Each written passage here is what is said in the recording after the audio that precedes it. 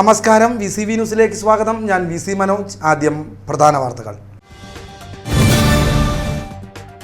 തിരഞ്ഞെടുപ്പിൽ വിജയിച്ച കൗൺസിലർമാരുടെ സ്ഥാനാരോഹണം ഡിസംബർ 21-ന് നടക്കും. വടക്കാഞ്ചേരി നഗരസഭയുടെ സത്യപ്രതിജ്ഞ മിനി സിവിൽ സ്റ്റേഷൻ അങ്കണത്തിൽ പ്രത്യേകം സജ്ജമാക്കിയ വേദിയിൽ നടക്കും.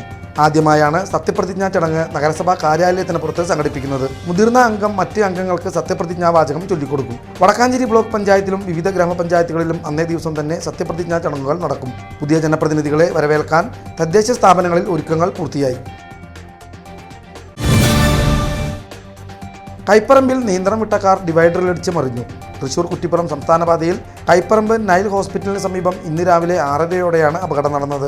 കേച്ചേരി ഭാഗത്തു നിന്നും തൃശൂരിലേക്ക് വരികയായിരുന്ന കാർ നിയന്ത്രണം വിട്ട് ഡിവൈഡറിലേക്ക് ഇടിച്ചു കയറി തലകീഴായി മറിയുകയായിരുന്നു.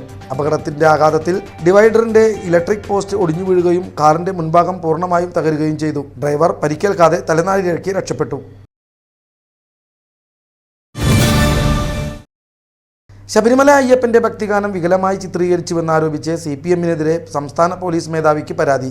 മലപ്പുറം താനാളൂരിലെ തിരഞ്ഞെടുപ്പ് വിജയാഘോഷത്തിനിടെ ഭക്തിഗാനം പാരഡിയായി ആലപിച്ച് വിശ്വാസികളെ അപമാനിച്ചുവെന്ന് കാട്ടി യൂത്ത് കോൺഗ്രസ് തെക്കങ്കര മണ്ഡലം പ്രസിഡന്റ് അനീഷ് കണ്ടമാട്ടിലാണ് പരാതി നൽകിയത്.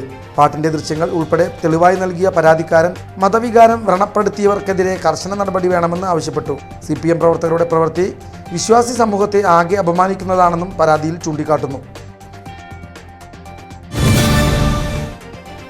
ചേലക്കരയിൽ നിയന്ത്രണം വിട്ട സ്കൂൾ വാഹനമിടിച്ച് സഹോദരങ്ങൾക്ക് പരിക്ക്.